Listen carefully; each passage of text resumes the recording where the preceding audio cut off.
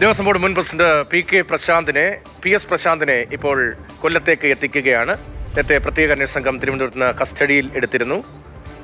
കൊല്ലത്തു നിന്നുള്ള തത്സമയ ദൃശ്യങ്ങളാണ് ഇപ്പോൾ കാണുന്നത്. പ്രത്യേക അന്വേഷണ സംഘത്തിലെ ഉദ്യോഗസ്ഥരാണ് പി എസ് പ്രശാന്തിനെ കസ്റ്റഡിയിൽ എടുത്തത്. അദ്ദേഹത്തെ ഇപ്പോൾ കൊല്ലത്ത് എത്തിക്കുകയാണ്.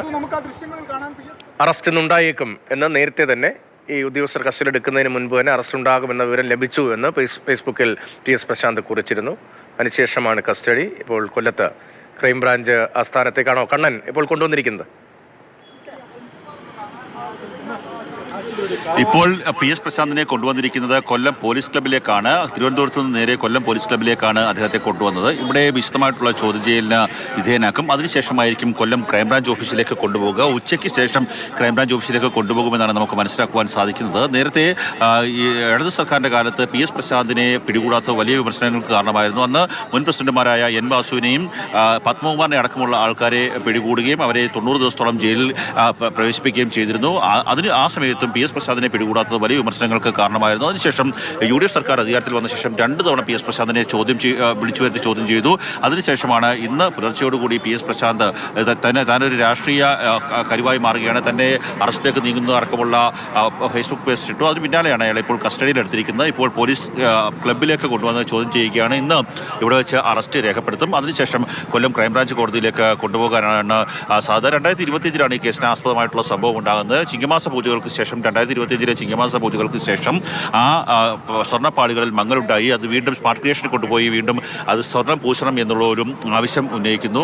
ആ സമയത്താണ് ഇത് ഹൈക്കോടതി അറിയിക്കുകയോ മറ്റു കാര്യങ്ങളോ ദേവസ്വം ബോർഡ് ബെഞ്ചിനെ അറിയിക്കുകയോ മറ്റു കാര്യങ്ങളോ ചെയ്തിരുന്നില്ല. അതിൻ്റെ അടിസ്ഥാനത്തിൽ ദേവസ്വം ബോർഡ് ബെഞ്ച് ഇടപെടുകയും 2019 സ്വർണ്ണം പൂശിയ സ്വർണ്ണം എങ്ങനെ മങ്ങി എന്നുള്ള ഒരു ചോദ്യം ഉന്നയിക്കുകയും ചെയ്തു. ആ സമയത്ത് പ്രശാന്ത് പറഞ്ഞൊരു പ്രതികരണമുണ്ട്. ഹൈക്കോടതിയുടെ ഇടപെടൽ കാരണം ദേവസ്വം ബോർഡ് ഒന്നും ചെയ്യാൻ സാധിക്കുന്നില്ല എന്നുള്ളൊരു പ്രതികരണമുണ്ട്. അതിനുശേഷമാണ് 2019 കേസ് അന്വേഷിക്കുകയും ഉണ്ണികൃഷ്ണൻ പോറ്റി അടക്കമുള്ള ഒട്ടേറെ ആൾക്കാരെ അറസ്റ്റ് ചെയ്യുക തന്നെ ചെയ്തത്. അതിന് പിന്നാലെയാണ് 2025 കേസ് ഉയർന്നു വരുന്നത്.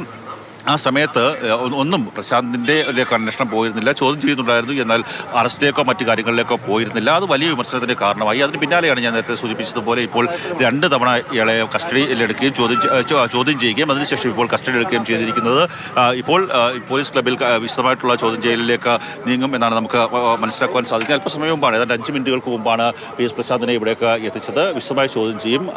ഇതിൽ രണ്ടാമത്തെ ഒരു വ്യക്തി എന്ന് പറയുന്നത് ദേവസ്വം ബോർഡ് മെമ്പറായിരുന്ന എ അജികുമാറാണ്. അദ്ദേഹം കായംകുളം സ്വദേശിയാണ്. അദ്ദേഹത്തെയും ഇവിടേക്ക് കൊണ്ടുവരുമെന്നാണ് നമുക്ക് മനസ്സിലാക്കുവാൻ സാധിക്കുന്നത്. നിലവിൽ ഇപ്പോൾ പി എസ് പ്രശാന്തിനെ ഇപ്പോൾ ഇവിടേക്ക് കൊല്ലം പോലീസ് ക്ലബിലേക്ക് കൊണ്ടുവന്ന് വിശദമായിട്ടുള്ള ചോദ്യം ചെയ്യലിന് വേണ്ടി ആ നടപടികളുമായി മുന്നോട്ട് പോവുകയാണ്. കണ്ണനാരായണ കൊല്ലത്ത് നിന്ന് വിവരങ്ങൾ നൽകുന്നത്. പ്രത്യേക അന്വേഷണ സംഘം കസ്റ്റഡിയെടുത്ത പി എസ് പ്രശാന്തിനെ മുൻ ദേവസ്വം ബോർഡ് പ്രസിഡന്റിനെ ഇപ്പോൾ കൊല്ലം പോലീസ് ക്ലബിലേക്ക് എത്തിച്ചിരിക്കുകയാണ്. തനിക്ക് കേസിൽ ഒരു തരത്തിലുള്ള പങ്കുമില്ല എന്നാണ് പ്രശാന്തിന്റെ വാദമെങ്കിൽ പക്ഷേ SIT ഇപ്പോൾ അന്വേഷണം അതിന്റെ അവസാന ഘട്ടത്തിലേക്ക് എത്തിക്കുകയാണ്.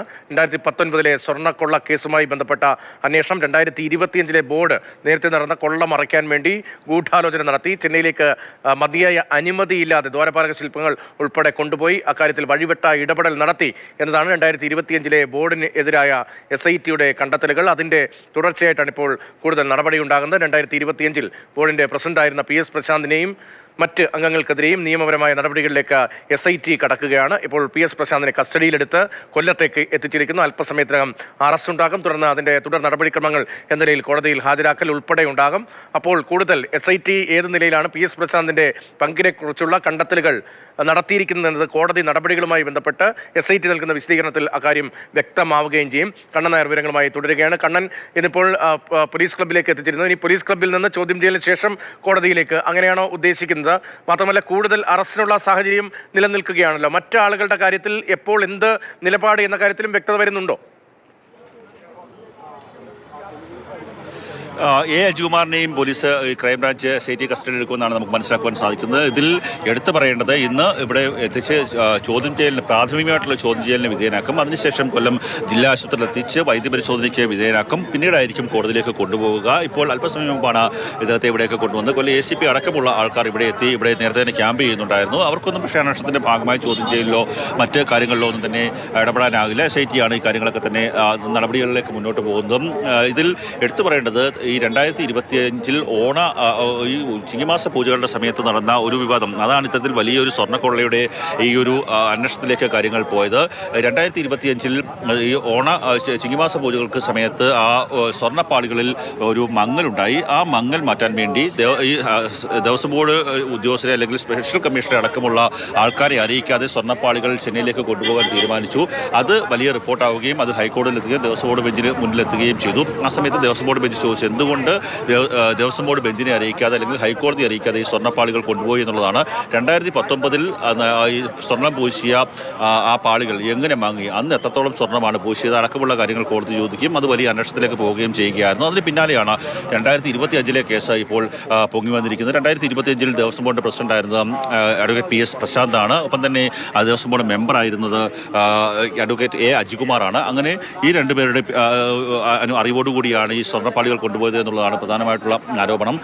നേരത്തെ ദേവസ്വം ബോർഡിന്റെ മുൻ പ്രസിഡന്റുമാരായിട്ടുള്ള N വാസുവിനെയും A പത്മകുമാർ അടക്കമുള്ള ആൾക്കാരെ അറസ്റ്റ് ചെയ്തു. അവർക്ക് 90 ദിവസം ജയിലിൽ കിടക്കേണ്ടി വന്നു. എന്നിട്ടും ഈ കേസിൽ PS പ്രശാന്തിനെ പിടികൂടാത്തത് അല്ലെങ്കിൽ കസ്റ്റഡിയിലെടുത്ത് അല്ലെങ്കിൽ ലാസ്റ്റിലേക്ക് നീങ്ങാത്തത് വലിയ വിമർശനങ്ങൾക്ക് കാരണമായിരുന്നു. അതിന് പിന്നാലെ സർക്കാർ മാറുകയും വീണ്ടും ഈ കേസുമായി ബന്ധപ്പെട്ട് SIT പ്രശാന്തിനെ ചോദ്യം ചെയ്ത് 2 തവണയാണ് ചോദ്യം ചെയ്തത്. അതിനുശേഷമാണ് ഇന്ന് പുലർച്ചയോടുകൂടി അദ്ദേഹത്തെ കസ്റ്റഡിയിലെടുത്തത്.